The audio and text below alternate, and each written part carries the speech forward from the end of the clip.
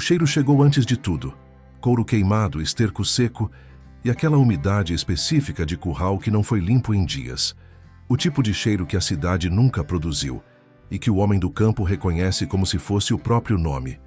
O sol do Pantanal mato-grossense batia de lado naquela manhã de julho, duro e branco, sem a misericórdia que às vezes vem com a brisa do rio.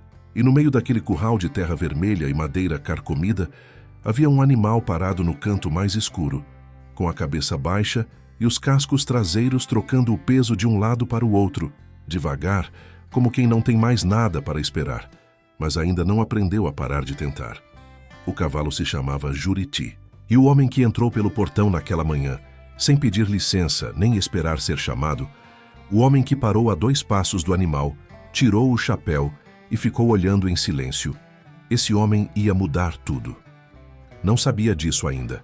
Zacarias Bento Ferreira tinha 52 anos e um corpo que parecia ter sido esculpido a trabalho, não a genética. Pescoço grosso, mãos com nós dos dedos proeminentes como raízes de gameleira, uma cicatriz fina que cortava a sobrancelha direita desde os 18 anos, resultado de um coice de boi brabão numa madrugada de inverno no município de Barão de Melgaço, quando ele ainda era meio vaqueiro e ainda acreditava que valentia era coisa que se provava deixando o animal chegar perto.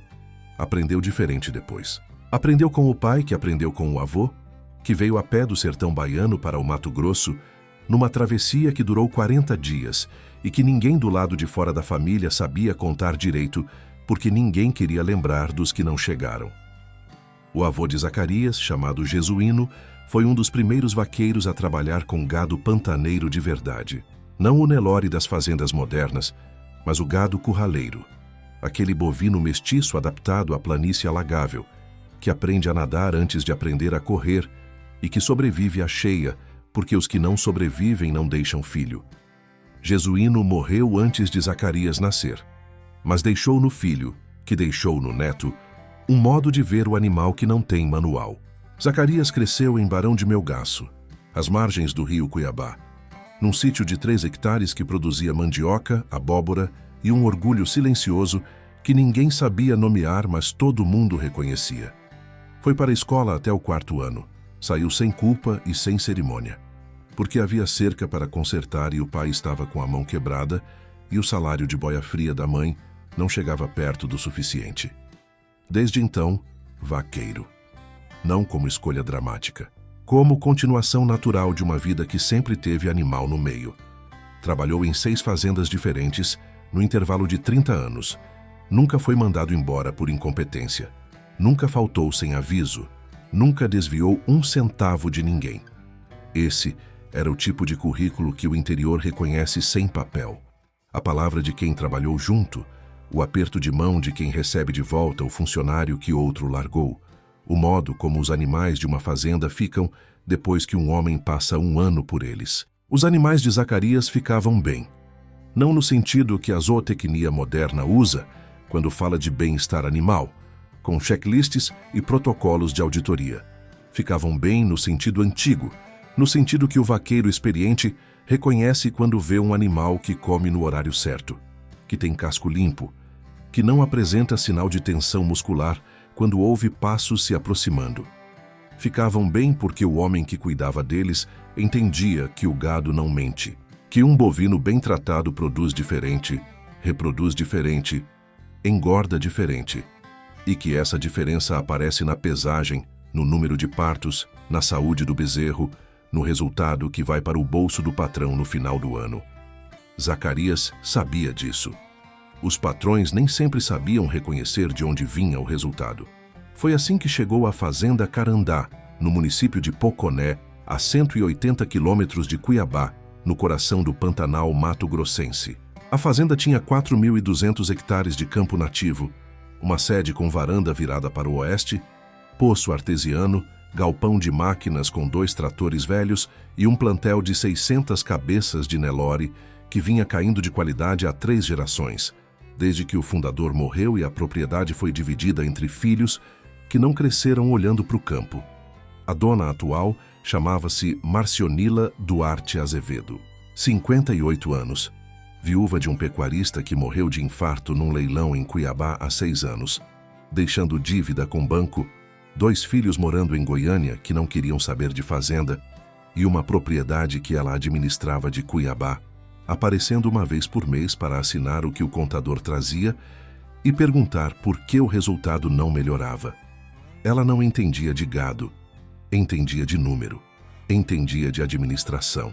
Tinha feito faculdade de ciências contábeis na década de 80, trabalhado em escritório durante 20 anos antes de casar e aplicava à pecuária a mesma lógica que aplicava a qualquer planilha. Se a despesa está alta, corta. Se o resultado está baixo, cobra. O que não conseguia ver era que às vezes o resultado está baixo porque quem está cuidando do recurso não tem condição de cuidar direito. Zacarias chegou a Carandá em março do ano anterior, contratado pelo capataz anterior, um homem de Corumbá chamado Nélcio, que tinha saído depois de uma briga com a dona sobre o salário dos peões. Zacarias veio com a mala pequena, as botas surradas e o costume de chegar quieto e ir entendendo o lugar antes de abrir a boca. Ficou uma semana sem falar sobre os animais. Observou. O gado estava magro para a época do ano. Não magro de seca ou de pasto ruim, o campo da Carandá tinha capim nativo em quantidade. Magro de manejo errado. As pastagens estavam sendo usadas sem rotação, o mesmo talhão apertado há meses, a terra compactando sob os cascos, o capim voltando ralo e duro, sem o broto tenro que o bovino prefere. A vermifugação estava atrasada em 2 meses. Os bebedouros do Pasto Norte estavam com nível baixo porque a bomba estava com problema e ninguém tinha parado para consertar. Na segunda semana, Zacarias consertou a bomba. Não pediu permissão. Não mandou mensagem para Cuiabá. Comprou a peça com o próprio dinheiro, guardou o recibo e apresentou para o contador na visita seguinte. O contador descontou do adiantamento. Zacarias não reclamou. Foi nessa segunda semana também que ele viu Juriti pela primeira vez. O cavalo estava num piquete separado do resto da tropa, junto com 2 animais velhos que a fazenda usava para passeio eventual dos filhos da patroa quando apareciam. Pelagem baia escura, quase marrom, com uma lista branca estreita no chanfro que descia até a narina esquerda. 15 anos na ficha que o capataz anterior tinha deixado numa prancheta pendurada no galpão. Problema de casco. Laminite crônica no anterior esquerdo, diagnosticada havia 2 anos. Tratamento iniciado e abandonado quando o veterinário de Poconé parou de aparecer porque a fazenda estava em atraso com os pagamentos. O cavalo mancava, não muito, não o tempo todo. Nos dias de frio, mais. Nos dias de calor seco, menos. O tipo de dor que vem e vai, e que quem não sabe ler o animal interpreta como o humor do bicho, como teimosia, como animal que não presta mesmo. Zacarias ficou parado na cerca do piquete, olhando para Juriti por um tempo que ele mesmo não mediu. O cavalo ergueu a cabeça, focalizou o homem novo com os olhos cor de âmbar, bufou uma vez, devagar, e voltou a pastar. Não recuou. Isso Zacarias notou. Um animal com dor crônica que não recua quando um estranho para na cerca não é animal que perdeu confiança no ser humano. É animal que ainda está esperando por alguém. Marcionila Azevedo apareceu na Carandá em abril, 3 semanas depois que Zacarias chegou. Veio de Cuiabá numa Toyota Hilux branca, acompanhada de um homem mais jovem que ela apresentou como Edivaldo, consultor de gestão rural, contratado para fazer um diagnóstico da fazenda e propor um plano de eficiência.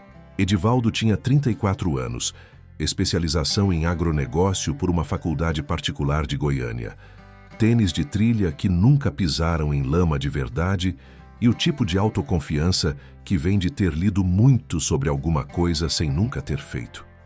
Passou 2 dias na fazenda com uma prancheta e um tablet, fazendo perguntas que revelavam a conclusão antes mesmo da resposta. Quantos peões? Quanto custa cada um?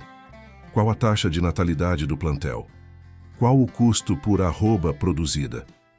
Não perguntou sobre o pasto. Não perguntou sobre a saúde dos animais. Não foi até o piquete norte, onde a bomba que Zacarias tinha consertado abastecia os bebedouros que alimentavam 180 cabeças. No 3º dia, sentou com Marcionila na varanda da sede e apresentou o relatório. Zacarias estava no galpão, afiando uma ferramenta, quando ouviu partes da conversa pelo vento. A fazenda está superdimensionada em mão de obra para o tamanho do plantel. A estrutura de 4 vaqueiros fixos mais o capataz pode ser reduzida para 2 vaqueiros e um capataz sem impacto significativo na produção, com economia mensal de 3 salários e encargos. Adicionalmente, recomendo a liquidação dos animais improdutivos no pasto de aposentadoria, inclusive o cavalo com problema ortopédico, que representa custo de manutenção sem retorno. Marcionila ouviu, fez anotações. Perguntou qual seria o impacto no resultado do ano. Edivaldo deu um número positivo porque cortou despesa sem medir o que a despesa estava sustentando. Na semana seguinte, Marcionila chamou Zacarias no escritório da sede. Era uma sala pequena, com cheiro de madeira velha e de papel de arquivo. Ela estava sentada atrás de uma mesa com tampa de vidro e uma pilha de contratos. Não ofereceu cadeira. Disse que estava reestruturando a equipe. Que o perfil que a fazenda precisava agora era de alguém com conhecimento técnico em gestão de pastagens e nutrição animal, não só mão de obra de campo, que ele seria dispensado ao final do mês. Zacarias ficou em pé, com o chapéu na mão. Perguntou sobre a bomba do Pasto Norte. Perguntou sobre a rotação de pastagem que havia começado a implementar. Perguntou sobre a vermifugação que estava atrasada e que tinha colocado em dia com o veterinário de Poconé, que havia concordado em parcelar os honorários atrasados em troca da garantia de continuidade. Marcionila ouviu tudo com a expressão de quem está esperando o outro terminar para poder continuar o que planejou dizer. Disse que reconhecia o empenho, que não era questão de qualidade, era questão de perfil. Zacarias não disse mais nada. Na manhã da saída, Marcionila apareceu no galpão. Trouxe a documentação de Juriti. Disse que a fazenda ia liquidar os animais do pasto de aposentadoria e que, como parte do acerto, que não incluía aviso prévio porque o contrato era informal, sem carteira assinada, ela oferecia o cavalo. O cavalo, disse ela, tem problema no casco que impede uso produtivo, mas se o senhor quiser. Era o jeito que algumas pessoas têm de dar algo que não vale nada, fazendo parecer que estão sendo generosas. Zacarias pegou os documentos. Não disse obrigado. Não disse nada que não fosse necessário. Assinou o que tinha para assinar, colocou a mala no ombro e saiu pelo portão com Juriti na corda, o animal mancando devagar ao lado, a cabeça baixa no calor da manhã de abril. R$340 no bolso. Destino incerto. O que aconteceu nos 3 meses seguintes, ninguém da Carandá estava olhando para ver. Zacarias foi até Barão de Melgaço, onde um primo distante tinha um sítio de 4 hectares, com pasto e galpão que não estava usando. Pediu emprestado. O primo disse que ficasse à vontade. Não perguntou por quanto tempo. No interior, essas perguntas são feitas só quando a resposta importa. Juriti foi instalado num piquete separado, com sombra de árvore nativa e acesso a bebedouro limpo. Zacarias não tentou montar o animal nas primeiras semanas. Não tentou fazer nada além de estar presente. Acordava cedo, ia até o piquete, ficava encostado na cerca. O cavalo observava de longe no começo. Depois começou a se aproximar. Não com a confiança fácil de animal socializado demais, com a cautela específica de quem foi decepcionado e ainda não decidiu se vai tentar de novo. Zacarias entendia isso. Enquanto isso, na Carandá, a reestruturação seguia. Os 2 vaqueiros que ficaram não eram ruins. Eram jovens, faziam o que mandavam, não tinham o olho de quem passou 30 anos lendo animal.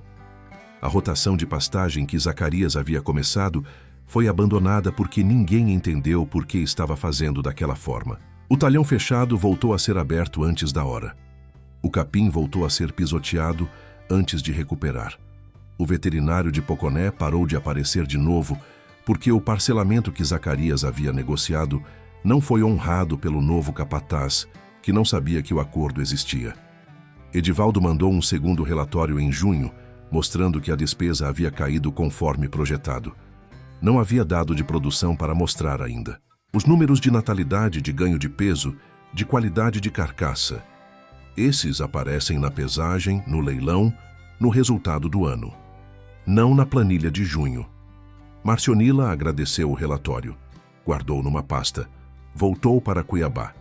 Aqui vale entender uma coisa sobre Juriti, sobre o que ele era e sobre o que estava acontecendo no casco dele.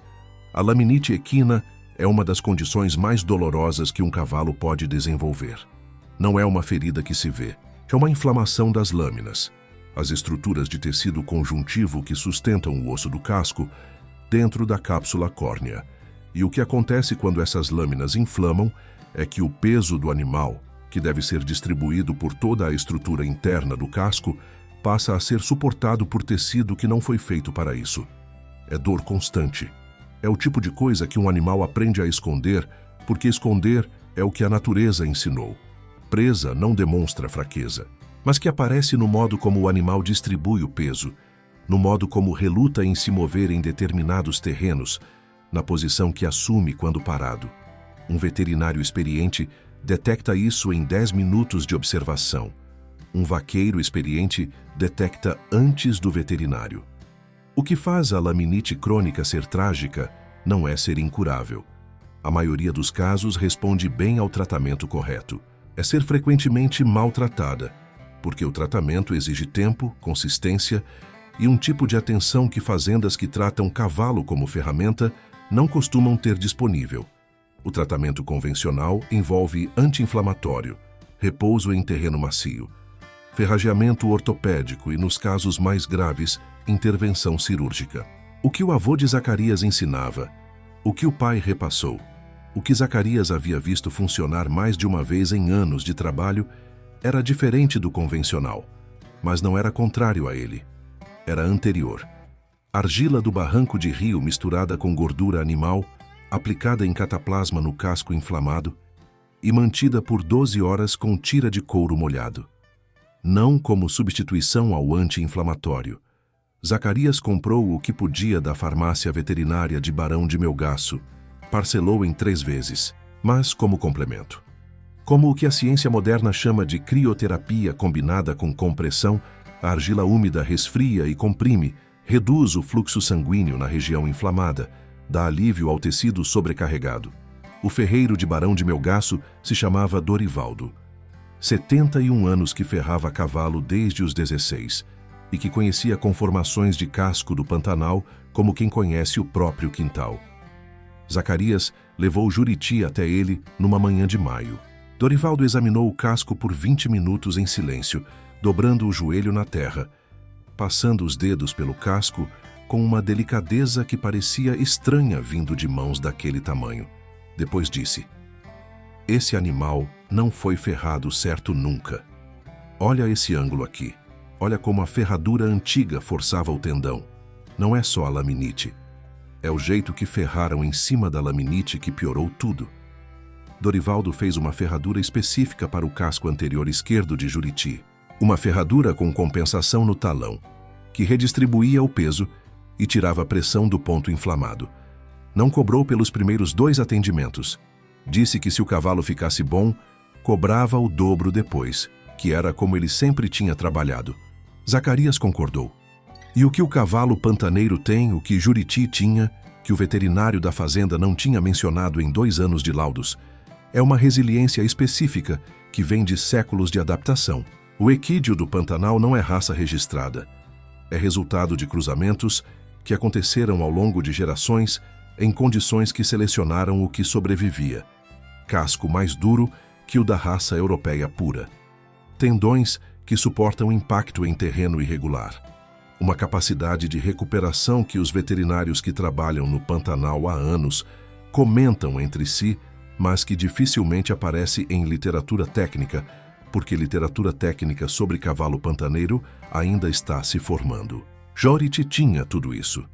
E tinha 15 anos que são, para um cavalo com essa base genética e esse histórico de trabalho, o equivalente a uma maturidade de pleno rendimento, se o problema for tratado, se o animal recuperar a condição, se alguém tiver paciência suficiente para esperar o processo. Zacarias tinha. Você já apostou em algo que todo mundo havia descartado? Não por teimosia, mas porque sabia, com aquele saber que não tem nome, que havia algo lá que os outros não estavam vendo. Comenta aqui embaixo o nome da sua cidade, A gente quer saber por onde essa história está passando. E se ainda não está inscrito no canal, se inscreve agora e marca o sininho para não perder o que vem por aí. Em junho, 2 meses depois da saída da Carandá, Juriti galopava. Não galopava bem. Não galopava sem nenhum sinal da laminite antiga, mas galopava. Cobria o campo em diagonal, a cabeça erguida, a crina jogada pelo vento, e quando Zacarias estava em cima, e Zacarias havia começado a montar sem sela nas primeiras semanas, só com uma manta fina, para sentir a resposta do animal antes de colocar peso e couro em cima, a comunicação entre os dois era de uma fluidez que não acontece em 2 meses de trabalho com um animal que nunca conheceu o homem. Acontece quando os dois reconhecem algo um no outro. Zacarias tinha começado a aparecer nos rodeios regionais do Pantanal. Não como competidor, como avaliador informal, aquele homem que fica encostado na grade, olhando os cavalos de vaquejada, lendo a pisada, o temperamento, o modo como o animal responde ao cavaleiro. Que depois, quando algum criador chega do lado com aquele papo de quem quer compartilhar observação, mas na verdade quer confirmar o que pensou, sabe exatamente o que dizer. Foi num desses rodeios em Poconé, em julho, que encontrou Sebastião Navarro. Sebastião tinha 67 anos e era o maior criador de Nelore da região do Alto Pantanal. Não o maior em número de cabeças, havia fazendas maiores. Maior em reputação. O tipo de reputação que não se compra e que demora 2 gerações para construir, baseada na genética do plantel, na regularidade dos resultados, no respeito que os compradores têm quando o gado de determinada fazenda entra no leilão e o preço sobe antes do martelo cair. Sebastião estava com um problema. O capataz de confiança tinha sofrido um acidente de moto em maio, fratura de fêmur, previsão de 6 meses de recuperação. A fazenda, a Santa Esperança, 3.800 hectares em Santo Antônio de Leverger, estava sendo tocada por um sobrinho que entendia de máquina, mas não de animal. Os resultados das pesagens de junho tinham sido ruins. O veterinário que atendia a fazenda havia alertado sobre sinais iniciais de problema sanitário no plantel de vacas paridas. O sobrinho tinha feito o que foi pedido, mas não sabia ler o que não estava sendo pedido. Sebastião estava procurando alguém para segurar a fazenda, até o capataz se recuperar. Estava contando isso para um amigo na grade do rodeio, quando Zacarias passou por perto. O amigo apontou. Disse o nome. Disse que havia trabalhado com ele em Barão de Melgaço, anos atrás. Disse uma frase que no interior vale mais que currículo. Esse homem eu deixaria com o meu plantel de olhos fechados. Sebastião chamou Zacarias. Conversaram por 40 minutos encostados na cerca do rodeio, com o barulho da arena atrás e o sol de julho desmanchando qualquer sombra. Sebastião fez perguntas específicas sobre manejo de gado pantaneiro, sobre sinais de problema sanitário em vacas paridas, sobre o que fazer quando o pasto nativo de campo limpo começa a mostrar compactação de solo. Zacarias respondeu tudo com frases curtas e precisas. Não inventou o que não sabia. Disse uma vez, esse eu precisaria ver o animal para falar. Isso foi o que fechou a questão para Sebastião. Homem que sabe o limite do que sabe é homem que dá para confiar. Zacarias foi para a Santa Esperança na 2ª semana de julho. Levou a mala e Juriti, que transportou na caçamba do caminhão emprestado pelo primo com um colchão de palha no fundo e água suficiente para a viagem. O que encontrou na fazenda levou 3 dias para mapear completamente. O problema sanitário que o veterinário havia alertado era mais extenso do que os exames mostravam. Havia sinal de tristeza parasitária, a babesiose bovina, doença transmitida por carrapato que destrói os glóbulos vermelhos do animal e que, se não tratada no momento certo, mata. O gado pantaneiro tem resistência natural maior que o Nelore puro, mas resistência não é imunidade. E quando o carrapato está em alta infestação, como estava, porque o controle havia caído nos meses anteriores, a resistência natural não é suficiente. Zacarias passou a primeira semana aplicando o tratamento. Não sozinho. Havia 3 peões na Santa Esperança, homens que sabiam trabalhar, mas estavam precisando de alguém que soubesse organizar o trabalho. Zacarias organizou, sem discurso, sem reunião. Chegou na manhã do 2º dia, com uma ordem de serviço escrita no caderno. Distribuiu tarefa por tarefa. Foi junto nas primeiras horas de cada função para mostrar o padrão que esperava. Os peões entenderam. Em 2 semanas, o plantel de vacas paridas estava sob controle. Em 4 semanas, a pesagem do lote jovem mostrou ganho de peso médio de 12 quilos por animal em relação a junho. Sebastião recebeu o número do veterinário por telefone. Ficou em silêncio por um momento. Depois perguntou o que havia mudado. O veterinário disse: o manejo. Sebastião foi até a Santa Esperança em agosto para uma visita que não estava planejada. Passou um dia inteiro andando pela fazenda com Zacarias, que ia explicando cada decisão à medida que andavam. Porque aquele talhão estava fechado? Porque aquele lote estava separado daquele outro? Porque o bebedouro do Pasto Sul havia sido mudado de posição? A maioria das explicações começava com: meu pai dizia que gado que anda muito atrás de água não engorda. Ou meu avô ensinava que pasto que não descansa não alimenta. Eram frases curtas que carregavam dentro delas décadas de observação acumulada. Sebastião ouvia tudo sem anotar. Quando anotava, era gesto de quem está registrando algo que não quer esquecer. No final do dia, sentaram na varanda da sede. A tarde do Pantanal estava fechando naquela luz de laranja queimado que some rápido e não volta. Sebastião tomou café e ficou um tempo em silêncio antes de falar. Disse que o capataz que se recuperava do acidente ia demorar mais 3 meses. Disse que mesmo quando voltasse, precisaria de ajuda, porque a fazenda havia crescido nos últimos 2 anos e o trabalho havia crescido junto. Perguntou se Zacarias tinha interesse em ficar como capataz efetivo, com contrato formal, salário de capataz e participação nos resultados de pesagens semestrais. Era mais do que Zacarias havia recebido em qualquer fazenda anterior. Disse que precisava de uma noite para pensar. Sebastião disse que tudo bem. Disse que uma noite era suficiente para a decisão de gente que sabe o que quer. Zacarias foi até o piquete onde Juriti estava. O cavalo o sentiu chegar antes de ver. Ergueu a cabeça na direção do portão, as orelhas em pé, as narinas abrindo devagar. Zacarias encostou a mão no pescoço do animal, na crina espessa e quente do sol do dia. Ficou parado assim por um tempo sem falar. Juriti não se mexeu. Era essa a linguagem deles, completa sem precisar de palavra. Na manhã seguinte, Zacarias foi até Sebastião e disse que ficava. Aqui a história poderia terminar. O homem expulso encontrou lugar melhor. O cavalo descartado se recuperou. A fazenda que errou perdeu um recurso que não sabia que tinha. Mas o interior não funciona assim. O interior é pequeno, as histórias se encontram. Em setembro, Marcionila Azevedo apareceu no rodeio de Santo Antônio de Leverger, com Edivaldo e com 2 compradores de gado de São Paulo que estavam interessados em fechar um contrato de fornecimento com a Carandá. Era o tipo de negócio que, se fechado, resolveria a situação financeira da fazenda por 2 anos. Os compradores fizeram perguntas que Edivaldo não soube responder.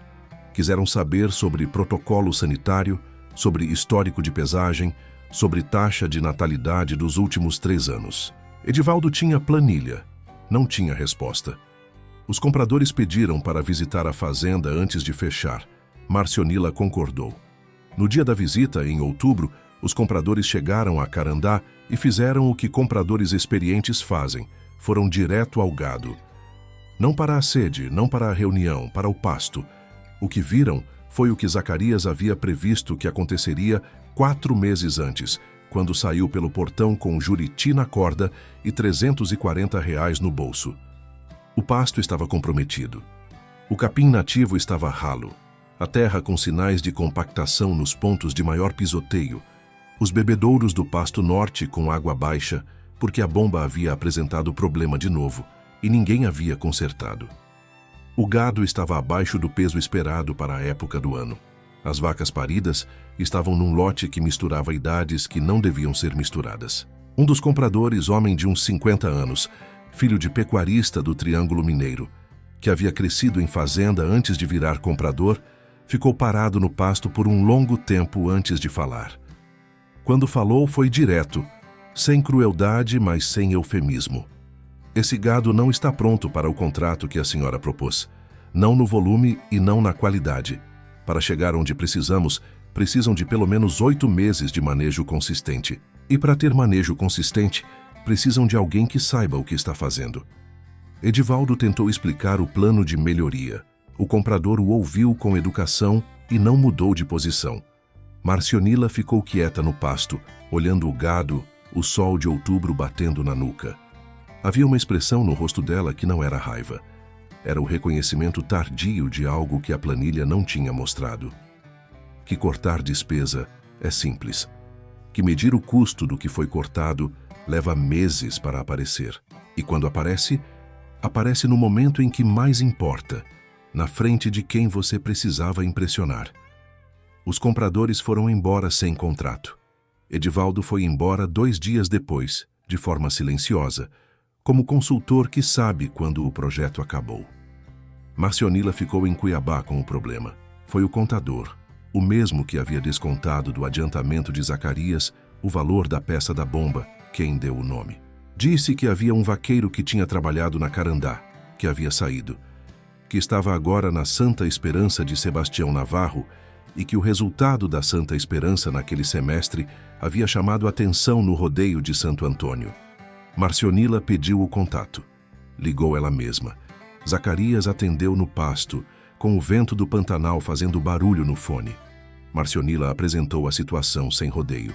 Disse que a fazenda estava com problema, que havia tomado decisões que não tinham dado o resultado esperado, que precisava de alguém que entendesse do plantel para reestruturar o manejo. Disse que havia pensado nele. Zacarias ouviu tudo.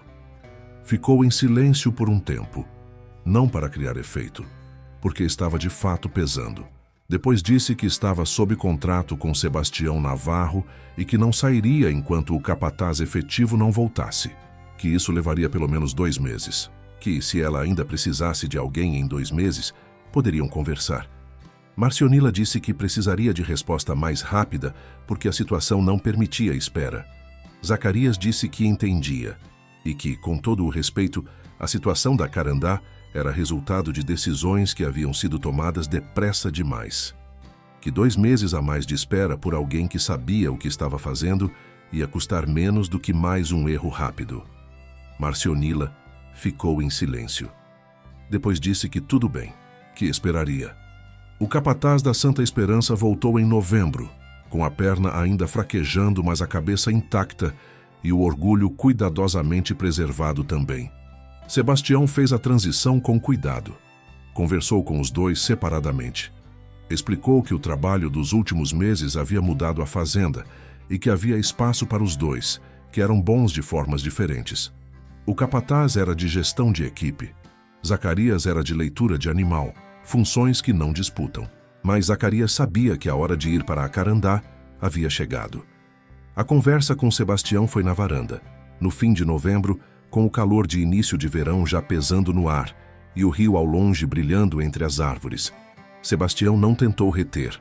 Disse que havia esperado que esse momento viesse, que entendia, que o contrato seria encerrado sem nenhuma dívida de parte a parte. Disse que se um dia a Santa Esperança precisasse dele de volta, bastava aparecer. Zacarias apertou a mão do velho com as 2 mãos. Não disse muito, não precisava. Voltou para o piquete de Juriti naquela tarde. Era uma tarde de novembro, daquelas em que o Pantanal já começa a sentir a chuva que vai chegar, com o ar mais pesado, o cheiro de terra que já sabe que vai ser molhada. O capim mais verde do que no mês anterior.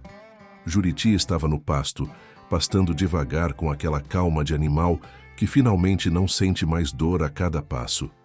O casco anterior esquerdo estava bom. Não curado no sentido que a laminite some para sempre, laminite crônica não some. Gerenciado, sob controle. Com o ferrageamento certo, com o terreno certo, com o cuidado que o animal havia esperado durante 2 anos de abandono numa fazenda que não sabia o que tinha. Zacarias parou no pasto. Juriti levantou a cabeça.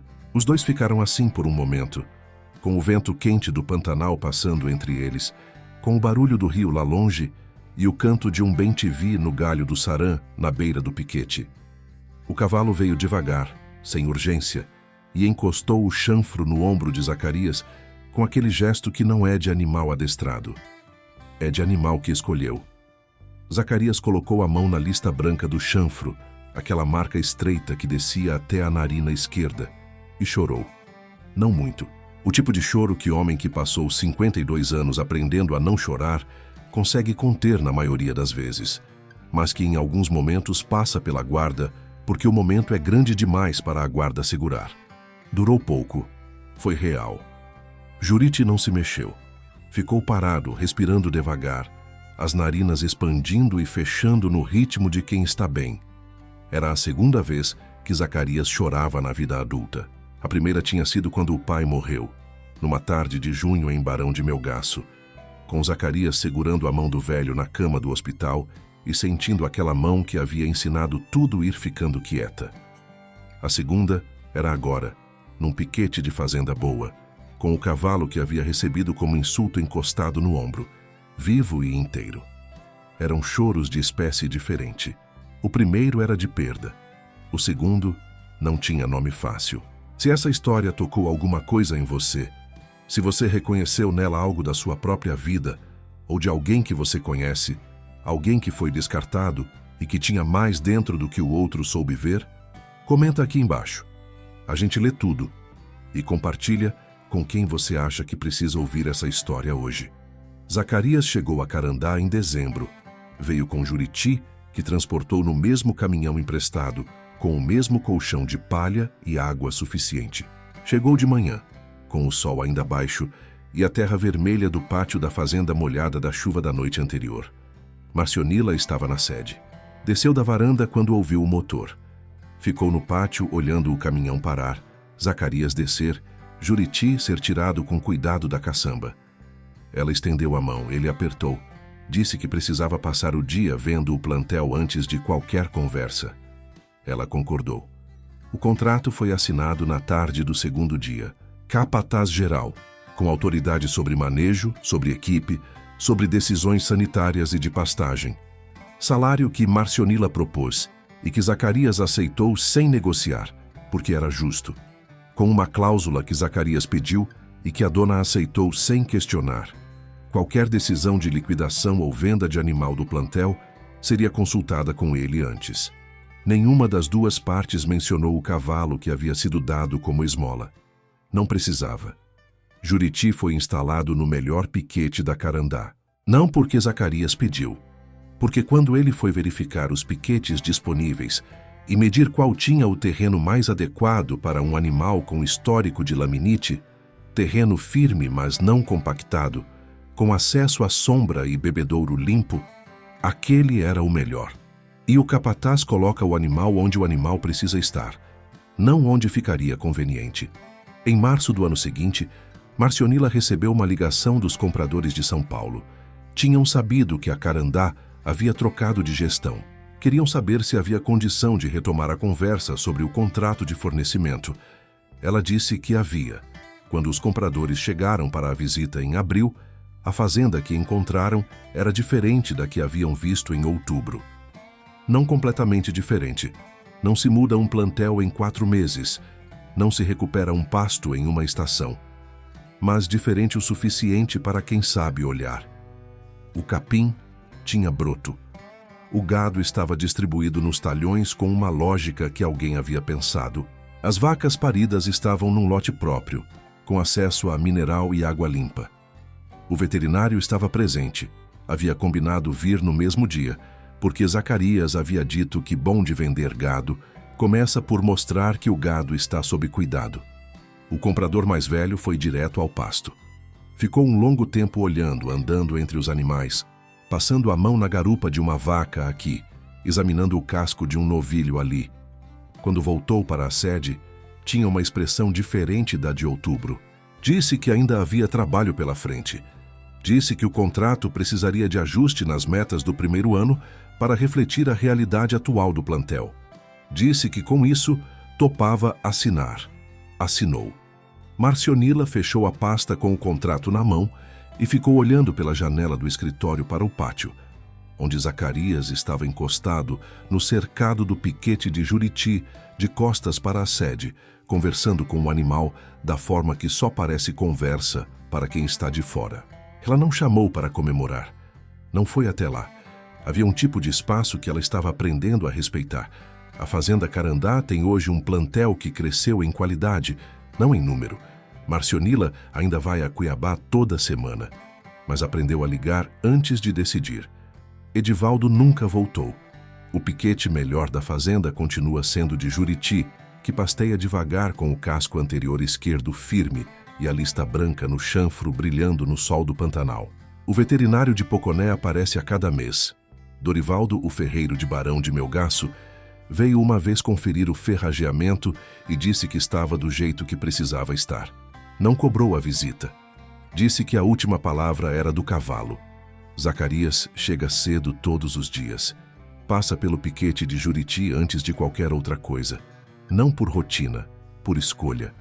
O animal levanta a cabeça quando ouve os passos no pátio, ainda antes do dia clarear, as orelhas em pé na escuridão. Tem coisas que não precisam de explicação. Na entrada da Carandá, onde antes havia só um portão de ferro enferrujado, Zacarias mandou pregar uma tábua de madeira de lei com uma frase que o pai dizia e que o pai do pai dizia antes, e que provavelmente alguém antes deles dissera também. Porque esse tipo de verdade não tem autor. Cavalo que te escolhe não te larga. Cuida bem do que te escolheu.